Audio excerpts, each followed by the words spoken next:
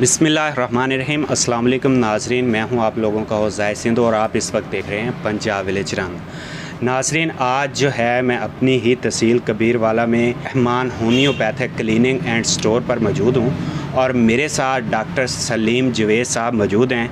तो आज हम स्पेशली तौर पर जो पथरी बनती है वो कैसे बनती है, उसके लिए क्या एहतियात ज़रूरी होती हैं और उसका क्या इलाज है, इसके बारे में डॉक्टर साहब से बात करेंगे। अस्सलाम वालेकुम। जी वालेकुम अस्सलाम। डॉक्टर साहब, सबसे पहले तो आप अपना थोड़ा सा जो है हमारे नाजरीन को तारफ़ करवा दें। हाँ जी, मेरा नाम डॉक्टर मोहम्मद सलीम जवेद है। जी जी। और मैंने DHMS किया है, उसके बाद फिर मैंने BHMS किया है पेशावर यूनिवर्सिटी से, और तकरीबन मुझे 17 साल हो गए हैं प्रैक्टिस कर रहा हूँ कबीरवाला में। जी जी। और मैं प्योर होम्योपैथ डॉक्टर हूँ और होम्योपैथिक ही मेडिसिन इस्तेमाल करता हूँ। अच्छा सर, सबसे पहले क्वेश्चन ये है कि ये जो हम अक्सर सुनते हैं कि पथरी है, तो पथरी कहाँ कहाँ पे बनती है और उसकी कितनी इकसाम होती हैं? हाँ, पथरी के आम तौर पर जिसम में जो पथरी बनती है ना, पथरी के 3 मकाम हैं। पित्ते में पथरी बन जाती है, पथरी दोनों गुर्दों में बन सकती है, और पथरी मसाना में बन जाती है। अच्छा, और मसाना की जो पित्ते में जो पथरी है, इसमें हकीकत में वैसे पथरी होती नहीं है। पित्ते में जो पानी फ्लूइड होता है ना, वो खुश्क हो जाता है। जब वो खुश्क होता है ना, तो उसको ये अल्ट्रासाउंड जब करते हैं तो डॉक्टर वो कहते हैं भाई ये पथरी बन गई है।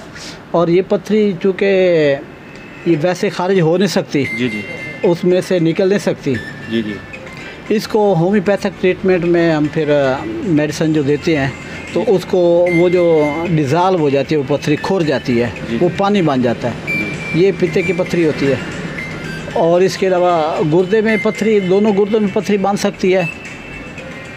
मुख्तलिफ उसके साइज़ छोटे बड़े मुख्तलिफ होते हैं। ये फिर पेशेंट पर मुनहसर होता है। भाई जब हमारे पास पेशेंट आता है तो फिर हम उसकी अलामात लेते हैं। आप किस हवाले से आप बात करना चाहते हैं? जी, जो गुर्दे की पथरी है, एक तो मतलब कि एलोपैथिक इलाज होता है, उसमें ऑपरेशन के ज़रिए मतलब कि उसको निकाला जाता है, और एक आपका इलाज है होम्योपैथिक। तो आप ये बताएं कि होम्योपैथिक का आप किस तरह इलाज करते हैं और इसमें मुकम्मल इलाज जो है वो मौजूद है पथरी का? हाँ जी, अल्हम्दुलिल्लाह होम्योपैथिक इलाज जो ट्रीटमेंट है, ये पूरी दुनिया में मशहूर है और तकरीबन हर अनपढ़ आदमी भी इसको जानता है कि गुर्दे की पथरी का इलाज होम्योपैथिक में होता है। क्योंकि एलोपैथिक में उनकी तिब उनके मुताबिक उसका इलाज ऑपरेशन है। वो ऑपरेशन के ज़रिए पथरी निकाल लेते हैं, और बाज़ दफ़ा ऐसा भी होता है पथरी दोबारा भी बन जाती है। अच्छा, अब उसके लिए फिर दोबारा ऑपरेशन करवाएं तो फिर वो भी फिर परेशानी होती है। काफ़ी दफ़ा ऐसा भी होता है पेशेंट आए हैं तो उन्होंने आके बताया पहले हमने ऑपरेशन करवाया है, तो उसके बाद फिर दोबारा पथरी बन गई है।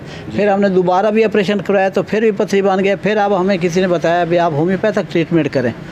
इसका होम्योपैथिक में अच्छा इलाज है। जिसको बुनियादी तौर पर पथरी शुरू होती है तो फ़ौरन अगर वो होम्योपैथिक से अपना इलाज ले लेना, तो इतनी ज़्यादा पेचीदगियों में वो नहीं पड़ता। फिर अगर फौरी ले लेगा, ये पथरी का साइज़ छोटा बड़ा मुख्तलिफ हो जाता है। बाज़ दफ़ा ऐसा भी हो जाता है पथरी बहुत ज़्यादा बढ़ जाती है, तो वो फिर उसका हल होता ही ऑपरेशन है, वो तो फिर मजबूरी हो जाती है। हाँ, अलबत्ता रूटीन में जो पथरियाँ होती हैं उसके बेहतरीन उसका इलाज जो है ना होम्योपैथिक है। होम्योपैथिक में वो दवाइयाँ इस्तेमाल कर लें, किसी अच्छे होम्योपैथ से अगर ट्रीटमेंट ले लें तो पथरी रेज़ की शक्ल में पेशाब के रास्ते खारिज हो जाती है।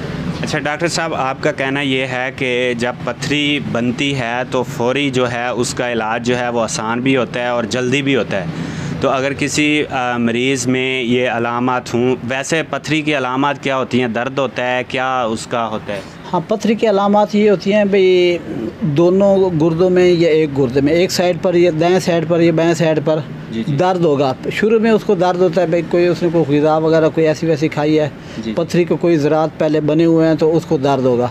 अब पेशेंट को पता नहीं होता भाई अब मेरी पथरी बन गई है या क्या कैफियत है। वो सिर्फ डॉक्टर के पास जाता है, वो कहता है मुझे दर्द है, तो डॉक्टर उसे कोई पेन किलर इंजेक्शन वगैरह कोई वो कर लेता है। अगर कुछ पेशेंट जाके अल्ट्रासाउंड करवा लेते हैं पे गुर्दे का मकाम है, पहले चेक तो कर लें।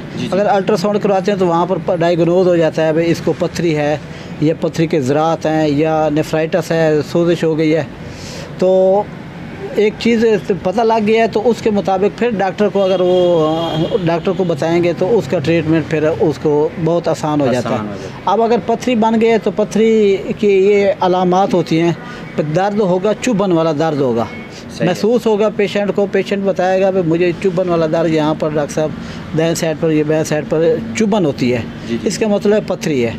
अगर पथरी थोड़ी सा नीचे आती है, गुर्दे से थोड़े से बाहर निकलने की कोशिश करती है, तो वो हो सकता है नाली के करीब आ जाए, नाली के मुंह पर भी आ जाए, फिर उसको पेशेंट को पेशाब की रुकावट होनी शुरू हो जाती है।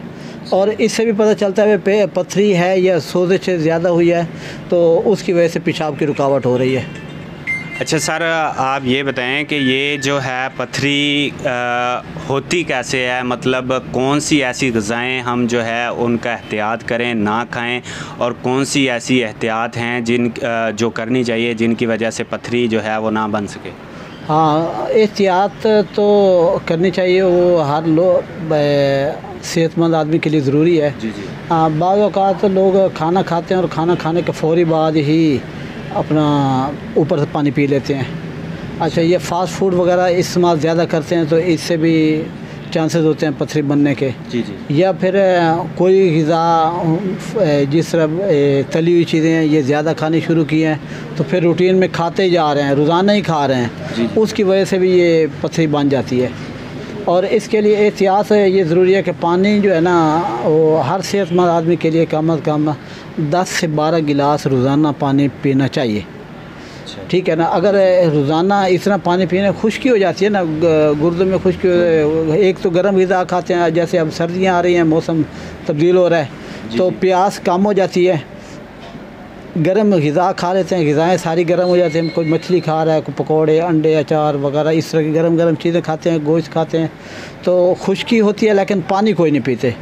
इसके नतीजे में पथरी के चांसेस ज़्यादा हो जाते हैं और फिर ये तकलीफ़ें शुरू हो जाती हैं। जी नाज़रीन, मैं उम्मीद करता हूँ कि आज की वीडियो से आप लोग को काफ़ी फ़ायदा हुआ होगा, और डॉक्टर साहब का जो नंबर है वो भी आप स्क्रीन पे देख रहे होंगे। अगर आपको कोई मसला है, इशू है, तो आप डॉक्टर साहब से रब्ता भी कर सकते हैं।